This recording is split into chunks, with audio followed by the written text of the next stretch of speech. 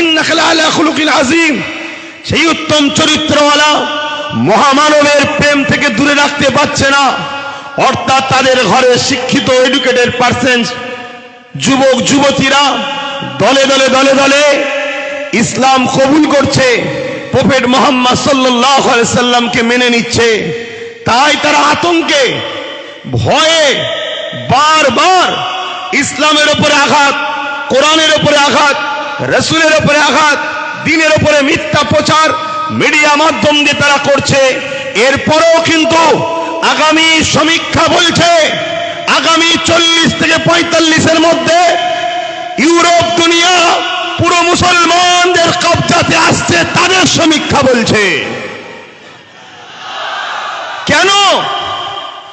তাদের প্রেসিডেন্ট তো মুসলমান নয়, তাদের রাষ্ট্রপতিটা মুসলমান নয়, তাদের প্রশাসনের ক্ষমতা মুসলমানের হাতে নয়, তাদের চেয়ারপারসন সব জায়গার মুসলমান তো নয়। তারপরও 40 বছর পর 2040-এ তাদের সমীক্ষা, তাদের যে ব্রিটেন সহ পশ্চিমা দুনিয়া এমন করে মুসলিমদের ক্ষমতা, মুসলিম সংখ্যা, মুসলিমদের জন্য এই ক্ষমতা হাতে উঠে যাচ্ছে। কারণ কি? তাদের ঘরে শিক্ষিত যুব সমাজ, শিক্ষিত কন্যা সমাজ গুগলকে সার্চ করছে পৃথিবীর শ্রেষ্ঠ মহামানবকে। গুগল বলছে প্রফেট মুহাম্মদ রাসূল সাল্লাল্লাহু আলাইহি সাল্লাম।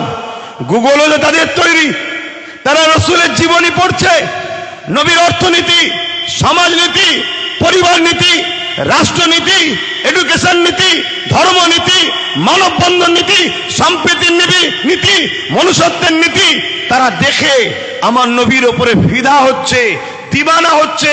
তারা দলে দলে দলে দলে প্রফেট মুহাম্মদ রাসূলকে মেনে নিচ্ছে। এটা দেখে তারা আতঙ্ক। তাই আজকে মনে রাখবেন, আজকে আমাদের যে আন্দোলন, নিশ্চয়ই আপনারা দেখছেন পিছনে লেখা আছে ওয়াকফ বাঁচাও, দ্বিতীয় লেখা আছে ওবিসি সংরক্ষণ বাঁচাও, 3 নম্বর লেখা আছে মাদ্রাসা শিক্ষা বাঁচাও।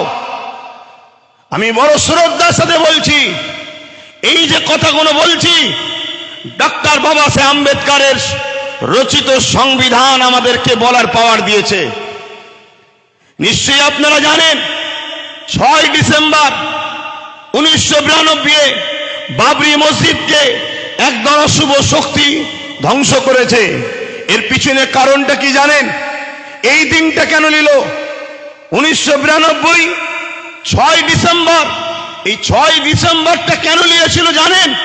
এই 6 ডিসেম্বর হচ্ছে ডক্টর বাবা সাহেব আম্বেদকরের জন্মদিন।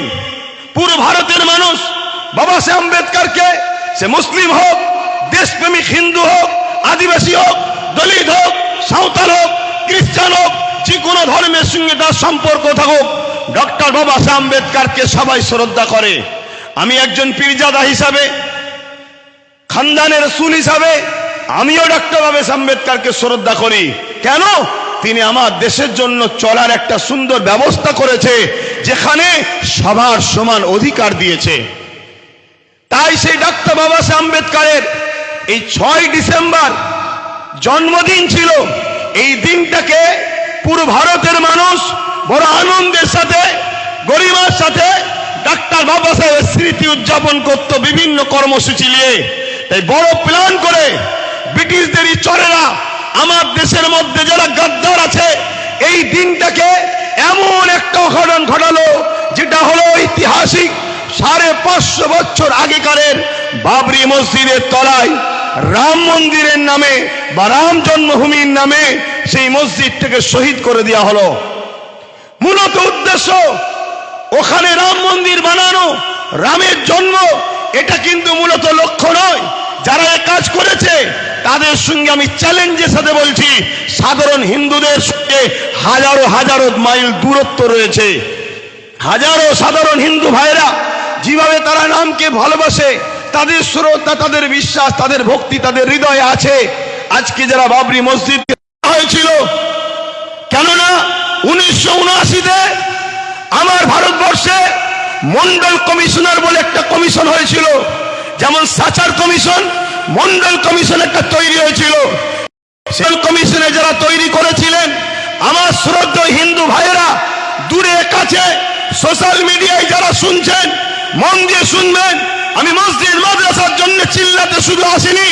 হ্যাঁ, আমার ধর্মের উপরে আঘাত দিলে কথা বলবো, সেটা সংবিধানের ভেতরে থেকেই কথা বলবো।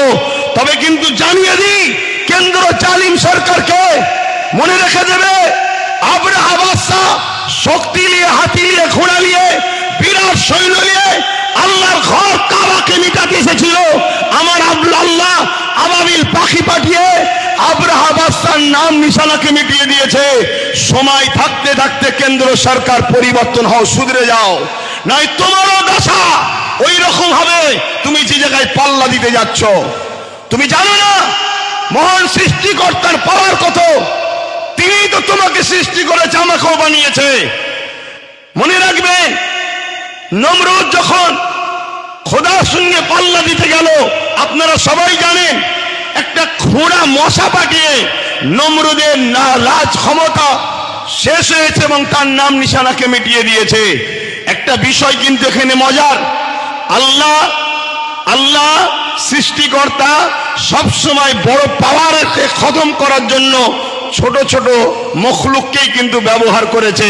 দুনিয়াকে বুঝিয়ে দিয়েছে এদের জন্য আমার ছোট মখলুকই যথেষ্ট। বলুন সুবহানাল্লাহ।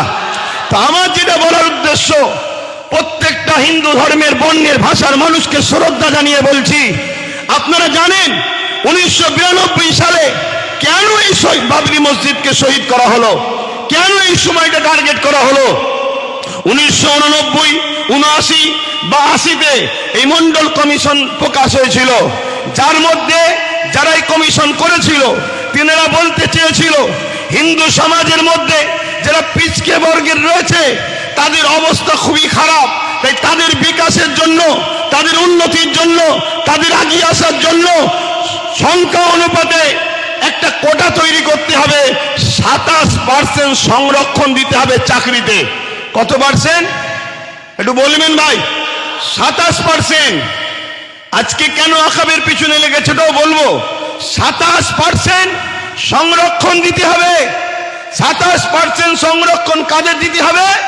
হিন্দু সমাজের পিছকে বর্গে যারা রয়েছে সেই শ্রেণীর মানুষকে, যাতে মূল স্রোতে সর্বদিক দিয়ে উঠে আসতে পারে।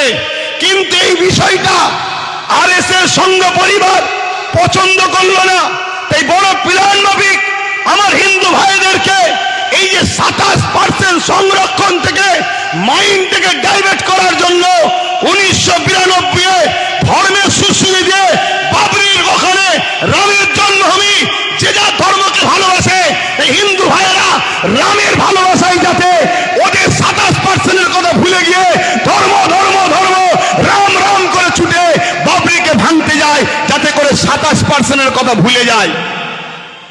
কিভাবে পরিকল্পনা চলছে আমার হিন্দু ভাইয়েরাও শোনেন।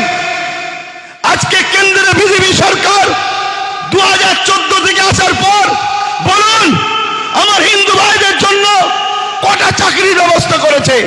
আজকে রেলকে বিক্রি করে দিল। রেলে হকারি করে কারা?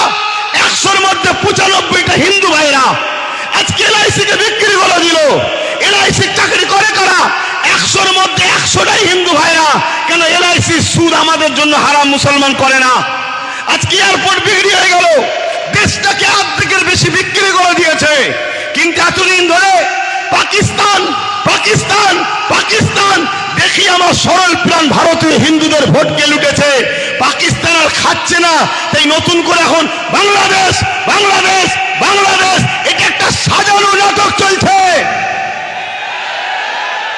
আমি হিন্দু ভাইদেরকে শ্রদ্ধার সাথে বলছি, তোমরা আমার ভাই, আমিও তোমাদের ভাই। এদেশ তোমাদের যতটা, এদেশ শিখ পাঞ্জাবি সবার যতটা, তোমার এই ভাইয়ের এদেশে অধিকারও ততটা। আজকে বলুন আমার হিন্দু ভাইরা দূরে কাছে যেখানে আছেন, আর আপনারাও শুনুন, ভাতৃত্ব তৈরি করুন, মানববন্ধন তৈরি করুন, উত্তম আখলাক তৈরি করুন, উত্তম আদর্শ তৈরি করুন। ধর্ম হৃদয়ে রাখুন, বাইরে আপনি মানুষ, এই মানুষের পরিচয় নিয়ে চলুন।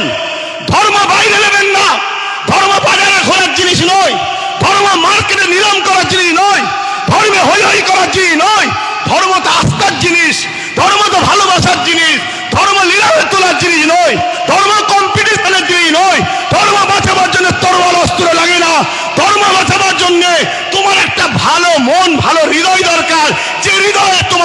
কটা বাজবে? আজকে বড় দুঃখের সাথে বলতে হয়, ইউক্রেন আর রাশিয়ার যখন লড়াই হচ্ছিল, আমাদের সাহেব, বুঝতে পারছেন তো নাকি, আমাদের সাহেব ওই গুহার মধ্যে ক্যামেরাওয়ালাকে নিয়ে যিনি দেখছিলেন, বুঝতে পারছেন না? আমাদের সাহেব ফোন করেছে নাকি ইউক্রেন আর রাশিয়ার যুদ্ধ বন্ধ হয়ে গেছে, সামান্য একটা ছোট্ট দেশ বাংলাদেশ, ও দেশে যদি আমার হিন্দু ভাইদের উপরে জুলুম হয়, তাহলে আপনি কি করছেন? পার্টি করছেন, পিকনিক করছেন, না হালো বিছানার উপরে ঘুমিয়ে আছেন? কেন আপনি বন্ধ করতে পারছেন না? আপনি যদি ইউক্রেন রাশিয়ার যুদ্ধকে বন্ধ করতে পারেন, তাহলে আপনার পাশের দেশ কেন বন্ধ করতে পারছেন না? আমি আর একটা তথ্য বলে যাচ্ছি, আপনাদের ঘরেও বলছি এবং আমার হিন্দু ভাইদের ঘরেও বলছি। কেন এটা বলতে চাইছি? কেন দেশটাকে বাঁচাতে হবে, দেশটা বাঁচাতে হবে।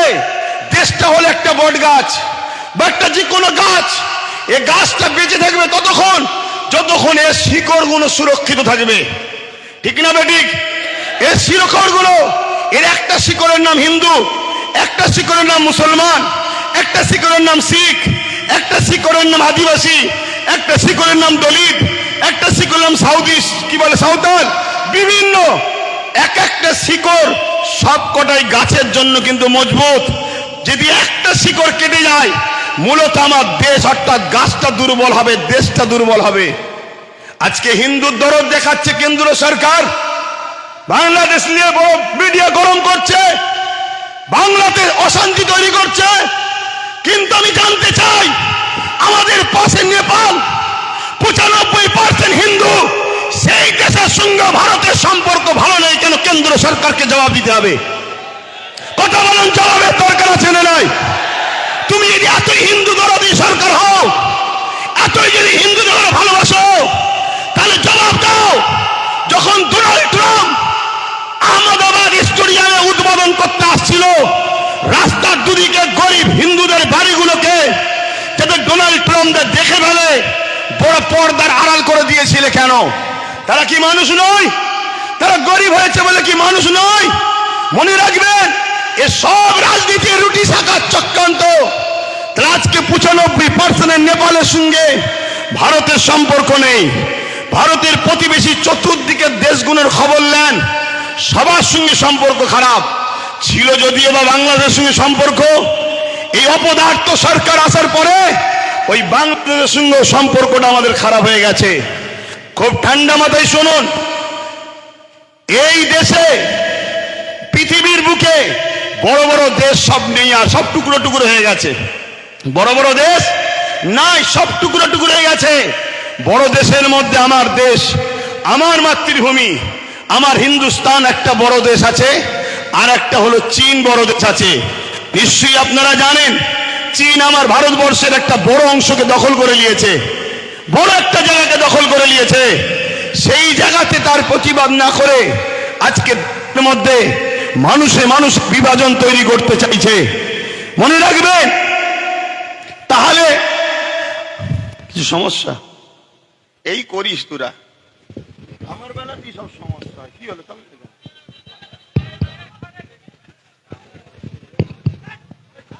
আস্তে আস্তে আস্তে ধৈর্য ধরতে হবে। ডিসিপ্লিন সব থেকে বড় জিনিস। এ লড়াই আজকে শেষ নাকি? নিশ্চয়ই আওয়াজ দিয়েছি, শুনেছেন তো নাকি? হ্যাঁ, আমি এখান থেকে প্রকাশ্য বলে যাচ্ছি, এতে আমার হিন্দু ভাইয়েরা ভুল বুঝলে কিছু করার নেই। বাবরি মসজিদ ছিল, আছে, থাকবে। বাবরি মসজিদকে নতুন করে আমরা তৈরি করব, বলুন ইনশাল্লাহ, বলুন ইনশাল্লাহ। তবে বাবরি মসজিদ তৈরি করতে গিয়ে রাম মন্দির ভাঙতে লাগবে নাকি? না। কেন লাগবে না? যেখানে বাবরি মসজিদ ছিল ওখানে ফাঁকা আছে, ওখানে রাম মন্দির করেনি। এ তো বোকা বানিয়েছে আমার হিন্দু ভাইদের ঘরে।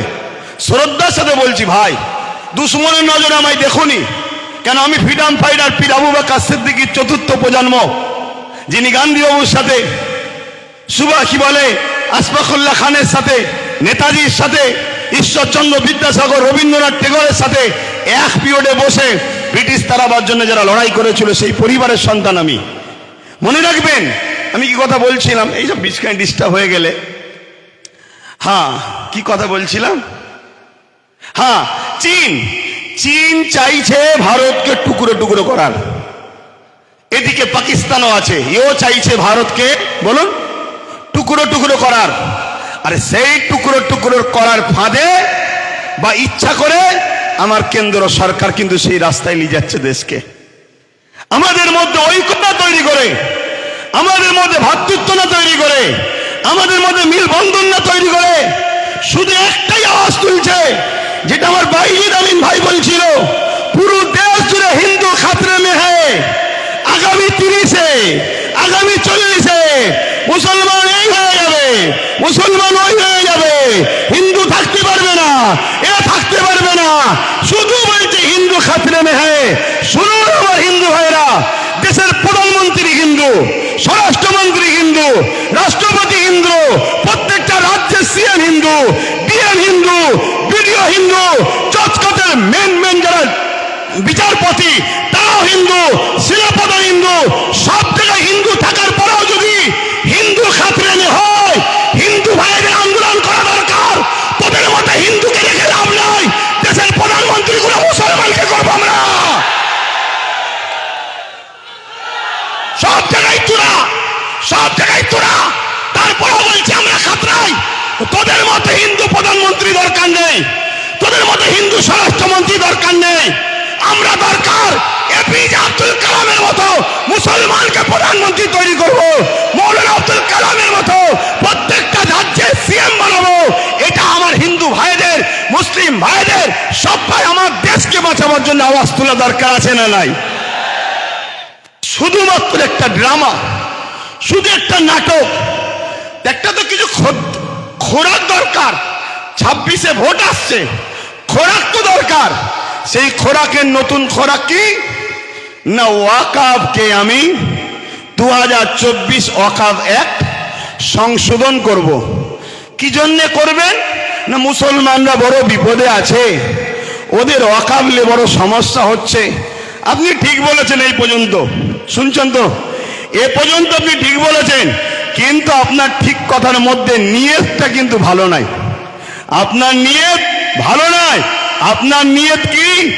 ওয়াকাফ সংরক্ষণের নামে পীর আব্বাস আলী গোড়াচাঁদ রহমাহুল্লাহ হুজুর, যিনি এখানে লুহা তারেতে, লুহা বেড়াতে জানেন না চাপা ফুল দিয়েছিলেন, তাই এটা চাপা তলা।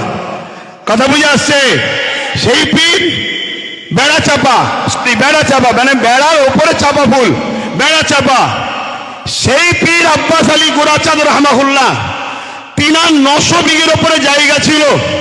77 বছর ধরে যত হুকুমত আমার পশ্চিমবাংলায় এসেছে, দুঃখ নেবেন না, সত্যটাকে একটু জানুন, তারপরে পছন্দ হয় নেবেন, না পছন্দ হয় না নেবেন। কিন্তু শোনার আগেই কেন খেপে যাচ্ছেন? 900 বিঘে জায়গাকে 77 বছর ধরে একটু একটু একটু খেতে খেতে আজকে সেই জায়গাটা দাঁড়িয়েছে মাত্র 92 শতক। কত বিঘে জায়গা বলবেন তো? 900 বিঘে, 900 বিঘে জায়গা।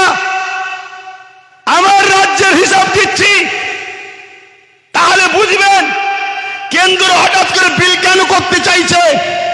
সেটা দাঁড়িয়েছে কত? 900 বিঘেটা দাঁড়িয়েছে 92 শতক, কিছু কম 3 বিঘে। কথা বললেন? 900 বিঘের থেকে বেঁচে আছে কিছু কম 3 বিঘে। এখন মোদি বাবু হঠাৎ করে ভাবছে ওই 3 বিঘেটা তোরা খেতে পারবি না, এটা আমি খাবো। এজন্য বিল বানাতে চাইছে। যদি মুসলিমের সংরক্ষণ দরকার, তাহলে হাজার লক্ষ বিঘে হিন্দু ভাইদের দেবত্ব সম্পত্তি আছে, সেই দেবত্ব সম্পত্তি থেকে হিন্দু ভাইদের বিকাশ করুন, হিন্দু ভাইদের শিক্ষার ব্যবস্থা করুন, হিন্দু ভাইদের রুজি রুটি থাকার ব্যবস্থা করুন। আদিবাসী ভাইদের জল জঙ্গলের সম্পদ কর্পোরেশনরা লুটে লুটে বড় বড় বিল্ডিং তৈরি করে ফেলছে। আপনি যদি উপযুক্ত প্রধানমন্ত্রী হন, দেশকে যদি ভালোবাসেন, দেশবাসী সবকা সাথ সবকা বিকাশ যদি চান, তাহলে জল জঙ্গলের দখলকৃত সম্পদকে উদ্ধার করে আদিবাসী ভাইদের মূল সুরাতের দিকে টেনে নিয়ে আসুন। না, উনি শুধু মুসলমানদের দরদি হয়েছে। শুনছেন তো নাকি? এদিকে বলছে হিন্দু খাতরে নেই, আর প্রধানমন্ত্রী বলছে মুসলমানদের আমি উপকার করব। এ নাটক বুঝতে বাকি নয়। উনি এই বিলটা তৈরি করে পুরো দেশের 27 লক্ষ বিঘে সম্পদ, অঙ্কটা মনে রাখবেন, পুরো দেশ জুড়ে 27 লক্ষ বিঘে সম্পদ আছে। এই 27 লক্ষ বিঘে সম্পদকে পুরো গভর্নমেন্ট হাত করতে চাইছে। অর্থাৎ কেরলে 1400 বছরের একটা মসজিদ আছে, বাদশা চিরামান, যে বাদশা একদিন আকাশের দিকে তাকিয়ে দেখে পূর্ণিমার চাঁদ দুটুকরো হচ্ছে, এই দৃশ্যটা দেখে বাদশা চিরামান হিন্দু ঘরের সন্তান, তার মনের মধ্যে তারিখটা রয়ে গেল। একদিন হযরতে মালিক রাহমাহুল্লাহ এমন করে কেরলে এসেছিল বিজনেসের জন্য। বাদশা চিরামান মাওলানা হযরতে আব্দুল মালিক হুজুরকে জিজ্ঞাসা করলেন যে এই দিন চাঁদ দুটুকরো হয়েছিল, আপনারা তো আসমানি কিতাবের খবর রাখেন, বলতে পারবেন কি হয়েছে? হযরত আব্দুল মালিক বললেন, এক জাদুকর আমার লিডার, আমাদের প্রফেট, মনুষ্য জাতির সর্দার নবী প্রফেট মুহাম্মদ সাল্লাল্লাহু আলাইহি ওয়াসাল্লামকে কিছু মুজিজা দেখতে চেয়েছিল আসমানে, তাই আঙ্গুলের ইশারা করেছিল, চাঁদটা দুটুকরো হয়ে গিয়েছিল। এই কথাটা শোনার সাথে সাথে রাজা চিরামান এই কেরল থেকে মক্কার জমিনে গিয়ে হযরত প্রফেট মুহাম্মদ সাল্লাল্লাহু আলাইহি ওয়াসাল্লামের হাতে হাত দিয়ে আখেরি মেসেঞ্জার, আখেরি আওতার, আখেরি পথ প্রদর্শক, আখেরি প্রফেট হিসাবে তিনাকে মেনে নিয়ে ঈমানের কালিমা পড়ে ইসলাম ধর্ম কবুল করেছিল। সেই প্রফেটের অনুসরণ করে রাজা চিরামান কেরলে একটা মসজিদ তৈরি করেছে, যে মসজিদের বয়স 1400 বছর। এই 1400 বছরের মসজিদ প্রমাণ দিচ্ছে ভারতবর্ষে মুসলমান স্বাধীনতার পরে বাংলাদেশ থেকে নয়, আফগান থেকে নয়, পাকিস্তান থেকে নয়, এ ভারতের বুকে 1400 বছর ধরে আছে। তার প্রমাণ হলো কেরলের মসজিদ। 1400 বছর আজান হচ্ছে, 1400 বছর নামাজ হচ্ছে। যে মুসলমানদের ভারতবর্ষে পরিচয় 1400 বছরে থাকতে পারে, এই 14 দিনের সরকার এনআরসি করে আমাদেরকে তাড়ানো অসম্ভব হচ্ছে। এই ওয়াকফকে কবজা করে ওই মসজিদকে প্রমোটিং করে বিক্রি করে তোমার আমার প্রাচীন ঐতিহ্যকে মিটিয়ে তোমাকে আমাকে প্রমাণ করতে চাইছে স্বাধীনতার পরে এসেছো, তারপরে এনআরসি করে তোমাকে আমাকে হত্যা করবে। মাথায় ঢুকছে? বক্তব্য শুনছেন? কেন আমি অনেক ঠান্ডা মাথায় চিন্তা করছিলাম, আরে ওয়াকফ তো সবাই খেয়েছে, ওয়াকফের মধু চাকতে এমন কেউ তো নাই। ওয়াকফের মধু সবাই চেকেছে, আর এই চাকার জন্য সব থেকে বড় দোষী আমরা। আমরা যদি ঘরের দরজা খুলে আর সোনা দানা বাইরে বার করে ঘুমোই, চোরের কাজ তো ভাই চুরি করবে। তা আমরা সারা জীবন একে বাপ বললাম, ওকে বাপ বললাম, তাকে বাপ বললাম, সবাইকে মাথায় তুলে দিলাম। যেই উঠেছে সেই আমাদের ওয়াকফকে চেকেছে। তো হঠাৎ করে ইনি বিল পাস করতে চাইলো কেন? এই প্রশ্নটা আমার মাথায় খটকা দিয়েছে। আমি রিসার্চ, আমার ক্ষুদ্র জ্ঞানে চিন্তা ভাবনা করে আমি যেটা দেখলাম, একটা মসজিদ আছে 1300 বছর বয়স গুজরাটে। এভাবে ভারতবর্ষ জুড়ে হাজার হাজার বছর ধরে ঐতিহ্যের মসজিদ, কবরস্থান, মাদ্রাসা, খানকা, দরগা প্রমাণ দিচ্ছে এ ভারতবর্ষে মুসলমান হাজার হাজার বছর ধরে আছে। স্বাধীনতার লড়াইতে 95,000 কম বেশি মানুষ দেশের জন্য জীবন দিয়েছে প্রথম কাতারে। তার মধ্যে 63,000-ও বেশি মুসলমানের জীবন কোরবান হয়েছে দেশের জন্য। তাই ব্রিটিশ চলে গেছে। আজ চাইনিজ যদি মনে করে আমার দেশকে লুটবো, আমার দেশকে মিটাবো, চাইনারাও জানে এরা খালেদ বিন ওয়ালিদের উত্তরসূরি। এরা জানে এরা হযরতে সিদ্দিক আকবরের উত্তরসূরি, ফারুক আজমের উত্তরসূরি, হযরতে মাওলানা আলীর উত্তরসূরি। অতএব এরা থাকা অবস্থায় ভারতের ক্ষতি পৃথিবীর কোনো দাদা করতে পারবে না। তাই বড় প্ল্যান করে আজ ক্ষমতাশালী যারা তাদের দ্বারা বিভাজন তৈরি করার ষড়যন্ত্র করছে। মনে রাখবেন, এই লড়াই আমাদের সাংবিধানিক অধিকার লড়াই। আমার আগে বাইজিৎ ভাই বলছিলেন 1947 আইন তৈরি হয়ে গেছে ভারতবর্ষে। আজকের দিন থেকে যেটা মন্দির মন্দির থাকবে, যেটা মসজিদ মসজিদ থাকবে, যেটা গির্জা গির্জা থাকবে, ওখানে তুমি হাত আর দিতে পারবে না। কিন্তু দুঃখের বিষয়, কোর্টের মধ্যে কিছু জজ হয়েছে, তারা আজকে মুখ চাওয়াচাই করে দেখে, আইনকে দেখে না, আইনকে তারা রেখে দিয়েছে। তাই বোম্বাইয়ের এক মসজিদে সার্ভের নামে নোটিশ যেই দিয়েছে, 1.5 ঘন্টার মধ্যে নোটিশ ধরিয়ে দিয়েছে সার্ভের। সেই সার্ভে করতে গেল, মসজিদ কমিটি হেল্প করলো, সার্ভে হয়ে গেল। পরের দিন সকালবেলা সকাল 6টায় আবার গেছে। কেন? গতকাল তো সার্ভে করলেন, আবার আজকে আসছেন কেন? না, একটা অশান্তি লাগাতে হবে, একটা ফিতনা লাগাতে হবে। গতকালকে হয়নি, ওই অশান্তি হলো। সেই অশান্তিতে প্রশাসনের গুলিতে 5টা নিরীহ ভারতীয় জীবন চলে গেল। তার মধ্যে 17 বছরের একজন যুবক, সে গরিব, খেলনা বিক্রি করছিল, তার বুকে যে গুলি লাগলো সেও মারা গেল। এটা হলো আজকের ডিজিটাল ইন্ডিয়া আমার মোদি সাহেবের। আজকে মনে রাখবেন, এই চক্রান্ত পুরো দেশ জুড়ে করছে। এর পিছনে কিন্তু আমাদেরও অন্যায় আছে না নাই? কথা বলুন। কেন 77 বছর ধরে যখন টুকটুক করে খাচ্ছিল তখন শুনছেন? আচ্ছা, এটা কখনো হয়? এটা কখনো হয়? এভাবে সমাজের মধ্যে বিভাজন তৈরি করছে। আরেকটা কথা মনে রাখবেন, আমার ভারতবর্ষের 140 কোটি মানুষের মধ্যে 100 কোটি মানুষ হলো অশিক্ষিত, তাদের পেটে বিদ্যা নেই। এ বিদ্যা দেওয়া হয়নি ইচ্ছা করে। রাজনীতির নেতা, আমরা ধর্মগুরুর লাইনের মানুষ, তাই বলে যায় তারা মিথ্যা প্রচার করছে। বাবর, আকবর, হুমায়ুন নাকি মন্দির ভেঙে মসজিদ তৈরি করেছে। আরে শিক্ষা অর্জন করুন, জানুন, না জানলে জেনে নিন।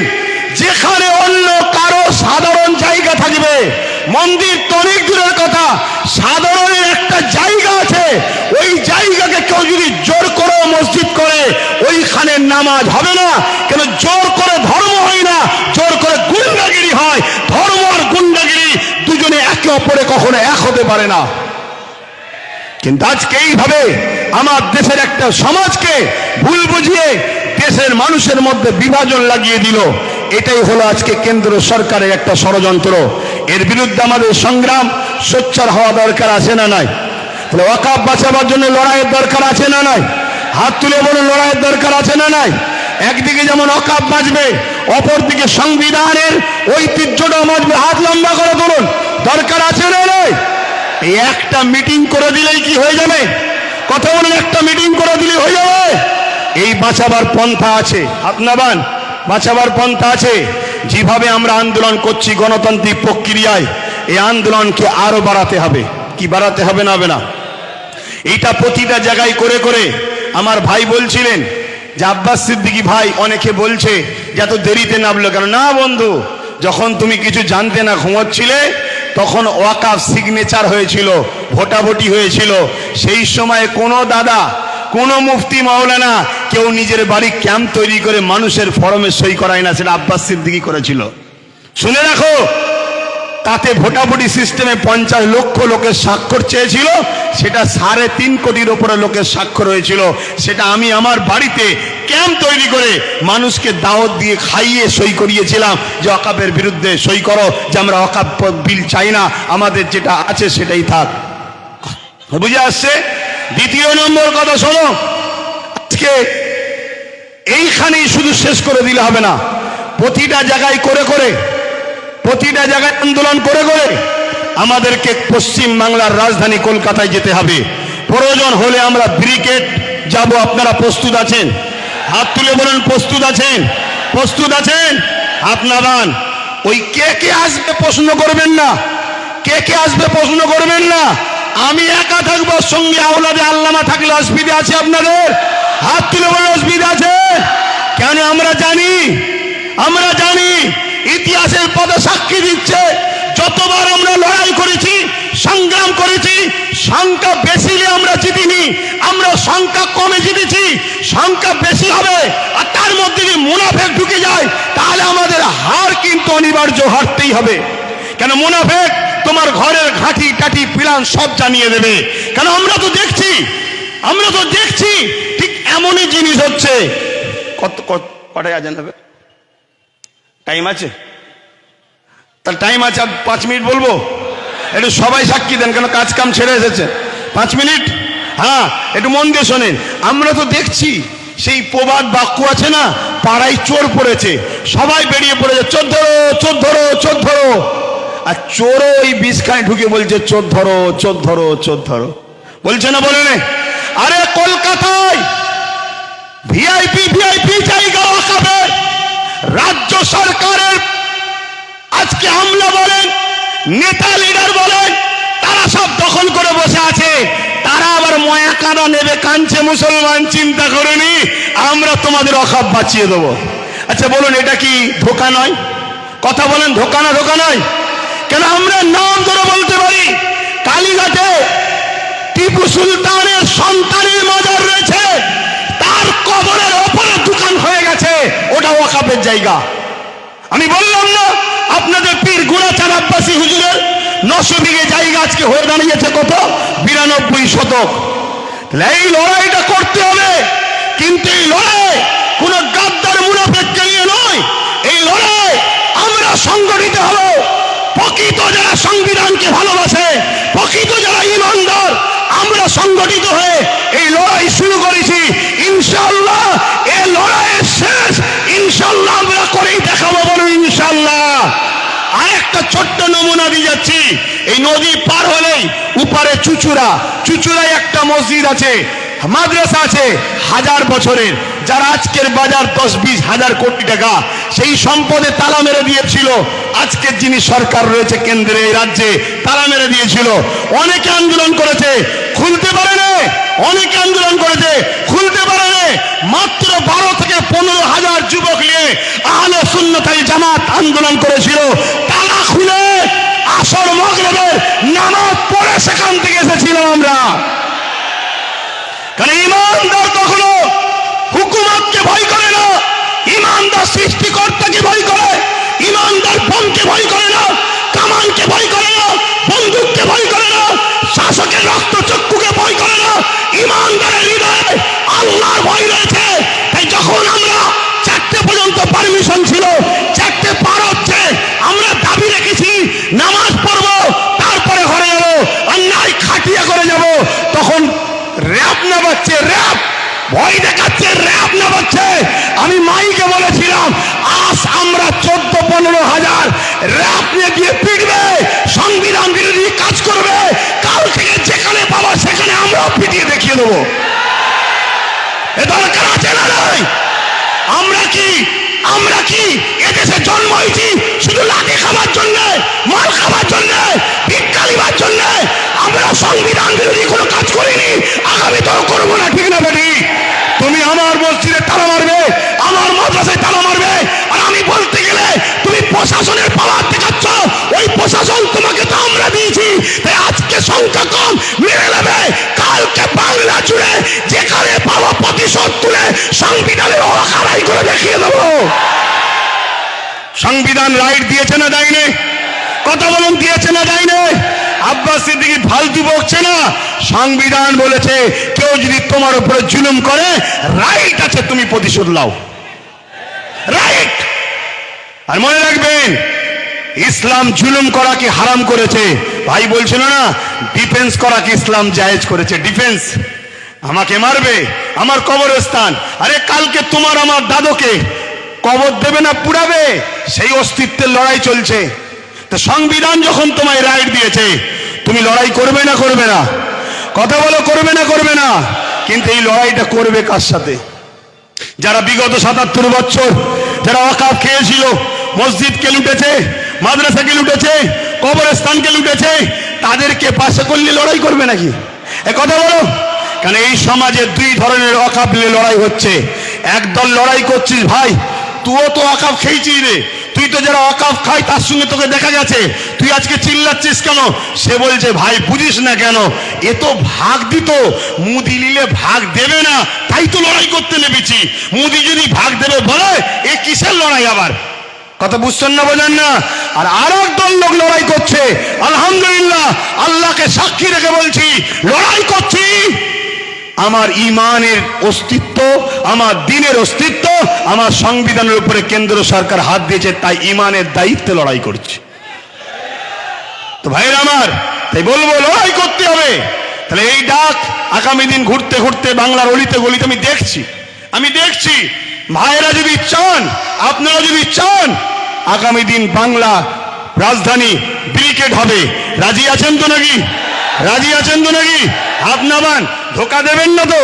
ধোকা দেবেন না তো? কেন ধোকা অনেকে দিয়েছিল বলে মন খারাপ করে চুপ করেছিলাম। ভাই অনেক বুঝিয়েছে, দুজন দিয়েছে বলে 500 জনকে আপনি কষ্ট দিচ্ছেন কেন? কথা ঠিকই, কিন্তু যার দিল ভাঙে সে কষ্টটা সে বোঝে। কিন্তু আজ আবার আপনাদের স্বার্থে, আপনাদের স্বার্থে, দেশের স্বার্থে, নিজের অস্তিত্ব, নিজের ধর্মীয় স্বাধীনতার অস্তিত্বের স্বার্থে আমি আবার নেমেছি, ধোকা যেন না হয়। মনে রাখবেন, আর একটা বিষয় বলে যায়, বলছি আমার মাদ্রাসার সিলেবাসে মার্কশিটে কোরআনের যে জায়গা ছিল সেই পাঠটাকেই তুলে দেওয়া হয়েছে এই রাজ্যে। তোমরা জানো 10,000 শিক্ষা প্রতিষ্ঠানের নামে আজকে 300 কম বেশি 350-এর উপরে 400-এর উপরে শিক্ষা প্রতিষ্ঠান হচ্ছেন না, রাজপথে নেমে ছিল ওয়াকফ সংশোধনের নামে এই বিল হবে। ওই গোটা 20-র মধ্যে থেকে একজন উঠে চেয়ারটা ছুড়ে প্রথম মার। কেন তুই দেশের সংবিধানের বিরুদ্ধে কথা বলছিস? কিন্তু আমাদের তো কেউ নেই বাপ, আমাদের তো কেউ নেই, সব হাতছাড়া করে অঙ্গীকার তো নাকি আল্লাহকে সাক্ষী রেখে হাত তুলে বলেন, মুনাফিকি নয়, আল্লাহকে সাক্ষী রেখে বলেন। আজকে বড় দুঃখ, আজকে বড় আফসোস, একটা কেউ আমাদের বলার নেই। ওয়াকফ নিয়ে বলবে কে? আমাদের কেউ নেই। মাদ্রাসা সংরক্ষণ, মাদ্রাসা বাঁচানোর জন্য বলবে কে? আমাদের কেউ নেই। ওবিসি বোঝেন? এই ওবিসি বোঝেন? আকসার লোক তো ওয়াকফ জিনিস কি সেটাই বোঝে না। ওবিসি বোঝেন? ওবিসি হলো একটা সংরক্ষণ, যার মাধ্যম দিয়ে দু একটা হলেও মুসলমান চাকরি পাচ্ছিল। সেই ওবিসিটাকে বড় প্ল্যান মাফিক গোজামিল করে সংরক্ষণ দেওয়ার জন্য সেটা আজকে কেস হয়ে বন্ধ হয়ে যাওয়ার জন্য এবছরেই 400-র উপরে মুসলিম ডাক্তার তারা বসতে পারলো না পরীক্ষায়, তাদের লাইফটা বরবাদ হয়ে গেল এই ওবিসির কারণে। এগুলোকে আপনাদের জানতে হবে। তাই আমি শেষ করছি বক্তব্য, এখানে একটা শেষ কথা বলে যাই। নিশ্চয়ই আপনারা শুনেছেন সুলতান গরিব নওয়াজ খাজা মঈনুদ্দিন আজমিরি, জিনার দরবারে আমরা লক্ষ লক্ষ মুসলিম হিন্দু সবাই যাই। আর গত 14 বছর ধরে আমার দেশের প্রধানমন্ত্রী তিনিও চাদর পাঠাচ্ছে। আরে কত বড় আপনি নিমখারাম, আপনি নিজে চাদর পাঠিয়ে সেই বাজার থেকে আজকে ভাঙার চক্রান্ত করছে। আমি যুব সমাজকে জানতে চাই, শুনে রেখে দাও, গরিবে নওয়াজ যিনি তিনার ইশারায় ঘোড়া বসেছিল, সেই ঘোড়াকে তুলার এমন করে সেই সময় ক্ষমতাশালীদের ক্ষমতা হয়নি। এই আজকে গরিবে নওয়াজের মাজারকে যারা তুলতে বলছে, প্রয়োজন হলে আমরাও এখান থেকে হুজুরের রওজাতে যেতে রাজি আছি না নাই? সত্যি করে বলো, রাজি আছি না নাই? উঠে দাঁড়ান, কারা যেতে পারবেন? উঠে দাঁড়ান, উঠে দাঁড়ান, কারা যেতে পারবেন? দিল থেকে বলছেন যেতে পারবেন, যেতে পারবেন। এ লড়াই কিন্তু শেষ থেকে ছাড়তে হবে। কেন বারবার হয়েছে, কাউকে খেতে দিলে সে ও শুতে চাইছে। অতএব এই জায়গা শেষ আমাদেরকে করে ছাড়তে হবে। তাই আপনারা এই জায়গা থেকে পিছপা হওয়ার ব্যাপার নেই। আগামী দিন বিভিন্ন জায়গায় করে করে কলিকাতার রাজপথে আমরা নামবো। কলিকাতায় করার পর পুরো দেশ জুড়ে বিভিন্ন জায়গায় আন্দোলন চলছে। সবাই আমরা একসাথে হয়ে অন্য রাজ্যের মানুষদের এক হয়ে আমরা যাব দিল্লিতে। রাজি আছেন না নয়? দিল্লিতে শুধু চিল্লাতে যাব না, দিল্লিতে শুধু চিল্লাতে যাব না, যারা সংবিধান ও দেশকে মিটাচ্ছে তাদেরকে নামাতে আমরা যাব। রাজি আছে?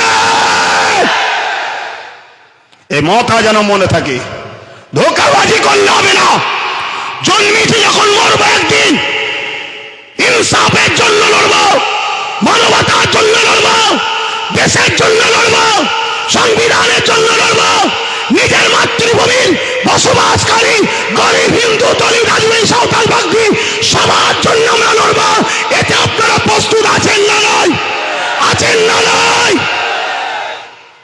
সংক্ষেপ করছি। কষ্ট দিলাম আপনাদেরকে, কষ্ট দিলেন। আমি যখন কথা বলি এখান থেকে নয়, এখান থেকে কথা বলি, তা আমার কথা বাপ ওই তেল মাখালু হয় না। তাই হয় চুপ করে যেতে বলেন, চুপ করে যাব, আর নাই কথা বলবো। হ্যাঁ, একটা মিস্টেক হয়েছে, যেটা 6 তারিখে বললাম, ডক্টর বাবা সাহেব আম্বেদকরের ওটা জন্মদিবস নয়, সরি, উনি ওই দিনে মৃত্যুবরণ করেছিল, সেটা পুরো দেশ জুড়ে স্মরণ করা হতো। কিন্তু এই ডিসেম্বর 6 তারিখে এটা রানিংয়ের মাথায় হয়ে গেছে, যাকে জন্য আমি দুঃখিত, ওটা মৃত্যু দিবস ছিল। তো যাক, আমি সংক্ষেপ করছি। আমরা এসেছি যখন, ছোট্ট করে একটু সৃষ্টিকর্তার কাছে হাত তুলব, আল্লাহুম্মা আমিন। আয় আল্লাহ, আজকে আমাদের এই ডাক, আমাদের এই লড়াই, আমাদের এই আলোচনা, আমার মাতৃভূমিকে বাঁচাবার জন্য আমাদের এই লড়াই, পাশাপাশি সংবিধান যে আমাদের ধর্মীয় অধিকার দিয়েছে, সে অধিকারকে যারা খর্ব করছে তাদের বিরুদ্ধে সংগ্রাম করার এই আমাদের লড়াই। আল্লাহ, এই ডাককে আপনি কবুল করুন, এই ঐক্যকে আপনি কবুল করুন। যারা আমাদের মধ্যে মুনাফিকি করছে তাদের হাত থেকে এই সমাজকে আপনি হেফাজত করুন। আমাদেরকে সংগঠিত হবার তৌফিক দিন। আলেম ওলামা, পীর মাশায়েখ এবং পাশাপাশি হিন্দু সমাজ, দলিত সমাজ, আদিবাসী সমাজ, তারাও তো মানুষ, সবার সৃষ্টি মালিক তো আপনি। সবার মধ্যে মানববন্ধন দিন, সবাইকে খুশিতে হাসিতে রাখুন, সবাইকে ফলে ফুলে ভরিয়ে রাখুন, সবাইকে মহান মাতৃভূমিতে হাসি খুশিতে রাখুন। আজকে যারা বাড়তে চাইছে আমাদের মধ্যে, দেশকে দুর্বল করতে চাই যারা আমাদের মধ্যে, সে সেন্টার হোক রাজ্য হোক, উভয়ের হাত থেকে দেশ ও রাজ্যকে আপনি হেফাজত করুন। সবার পেটে ভাত, সবার পরনের কাপড়, সবার মুখে হাসি, সবার বাচ্চাদের শিক্ষার সুব্যবস্থা তামাম কায়নাতের সৃষ্টিকর্তা আপনি হেফাজত করার তৌফিক দান করুন। আজকের আমাদের এই ব্যবস্থা যারা করেছে, প্রত্যেকের এই ব্যবস্থা করার পরিশ্রমকে কবুল করেন। আল্লাহ, যারা এসেছে প্রত্যেকের আশাকে কবুল করেন। আগামী দিন আমরা যেন হকের পক্ষে, ন্যায়ের পক্ষে সংগঠিত হয়ে কলিকাতার রাজপথ, ওখান থেকে দিল্লি, আমার দেশের রাজধানী, সর্ব জায়গাতে আমরা যেন ইনসাফের জন্য, ন্যায়ের জন্য, গরিবের জন্য, দেশের জন্য, পাশাপাশি আমার দেশের যে সাংবিধানিক মৌলিক অধিকার, ধর্ম যার যার দেশ সবার, সেই আওয়াজ তুলে আমরা যেন নিজের ধর্মকেও পালন করে চলতে পারি। আমিন। লা ইলাহা ইল্লাল্লাহু মুহাম্মাদুর রাসূলুল্লাহ। যাবার আগে একটা স্লোগান হবে, সাথ দেবেন তো নাকি? আপনারা আমার সাথে বলুন, ধর্ম যার যার। বলুন বলুন, ধর্ম যার যার। কেউ কেউ বলে ধর্ম যার যার, উৎসব সবার। এ ভণ্ডমের কথা, চিটিংবাজদের কথা, মনে থাকবে। এটা চাইছে উভয়কে মুখোমুখি করব, থার্ড পার্টি একজন যে ঢিল ছুটবে, উভয় মারপিট করে দেশকে শেষ করব। ধর্ম যার, উৎসব তার, সে তার পরিবার, বউ বাচ্চাদের নিয়ে উৎসব করবে, ঠিক না বেঠিক গো? ধর্ম যার যার, দেশ সবার। বলুন ধর্ম যার যার। আরো জোরে বলুন, ধর্ম যার যার, ধর্ম যার যার। নারে তাকবীর, নারে তাকবীর। ভারতবর্ষ, ভারতবর্ষ, ভারতবর্ষের সংবিধান, ডক্টর বাবা সাহেব আম্বেদকর, নারে তাকবীর। এবারে একটু হাত তুলে বলতে হবে, আমি বলবো লব্বাইক, আপনারা বলবেন ইয়া রাসূলুল্লাহ। নবী ছাড়া তো আমরা মরা নাকি? লব্বাইক, লব্বাইক, লব্বাইক, লব্বাইক, লব্বাইক। না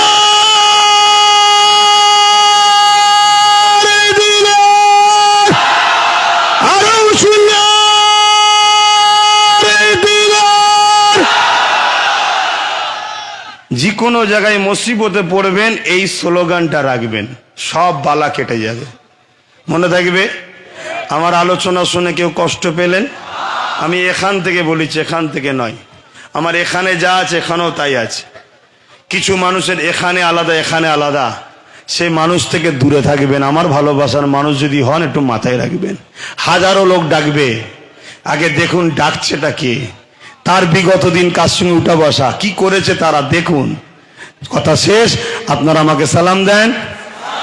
ওয়ালাইকুম আসসালাম রহমতুল্লাহ বরকত। আমি সালাম দেবো, যাবেন। এসব বাড়ি আমার প্রতিবেশী ভাই, আমার হিন্দু সমাজের ভাইদের বাড়ি, তাই তো নাকি? কোনো রকম আপনাদের ব্যবহারে ইনারা যদি কষ্ট পায়, কোনো ক্ষতি যদি হয় যাতায়াতে, তাহলে কিন্তু এটা ধর্মের ক্ষতি আপনি করলেন। ধর্ম একে বলে প্রতিবেশীকে ভালোবাসা। প্রতিবেশীর অন্য ধর্মের হয় তারপরেও তাকে ভালোবাসা। ধর্ম কাকে বলে? ক্ষুধার্তকে খানা খাওয়ানো, এর নাম ইসলাম। তাই কেউ যদি বলে ধর্ম বাঁচাতে তরোয়াল লাগবে, আমি আপনাদের বলবো ধর্ম বাঁচাতে গেলে হুজুর পাক সাল্লাল্লাহু আলাইহি সাল্লামের সুন্নাহ জীবনীকে পড়ুন, হৃদয়ে হুজুরকে রাখুন, হুজুরের সুন্নাত অনুযায়ী চলুন।